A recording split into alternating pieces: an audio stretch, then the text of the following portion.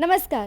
आजच्या पण दिवसाची सुरुवात खूप छान झालेली आहे आणि जसं की तुम्हाला माहिती आहे आम्ही गावी आलो. गावी आल्याच्यानंतर अनेक फायदे आहेत, की आपण उठल्यानंतर सूर्य उगवताना पाहतो आणि सूर्य मावळताना पाहतो. म्हणजे आपला इकडे डेली रुटीन खूप छान चालू झालेला असतो आणि पुण्याला जरा आळस आलेला असतो. इथे आपण जरा आळस झटकून टाकतो. इकडे तुम्हाला मम्मी दिसत आहेत शिवलिंग बनवत आहे. कारण की आज काहीतरी होतं देवाचं आणि त्या शिवमहापुराणमध्ये त्यांनी ऐकलं होतं तर त्याचंच त्या बनवत होत्या. आणि त्यांना आज उपवास नाही आहे, आज आहे सोमवार, मला उपवास आणि रविवारी त्यांना उपवास होता.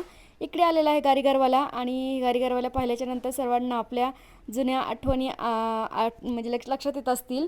आजीला घेऊन दिली चकोबार आणि त्यांना खूप आवडती ती चकोबार. मला सोमवार होता त्याच्यामुळे मी इकडे जेवण बनवलं आहे दुपारी 4 वाजता जेवणासाठी.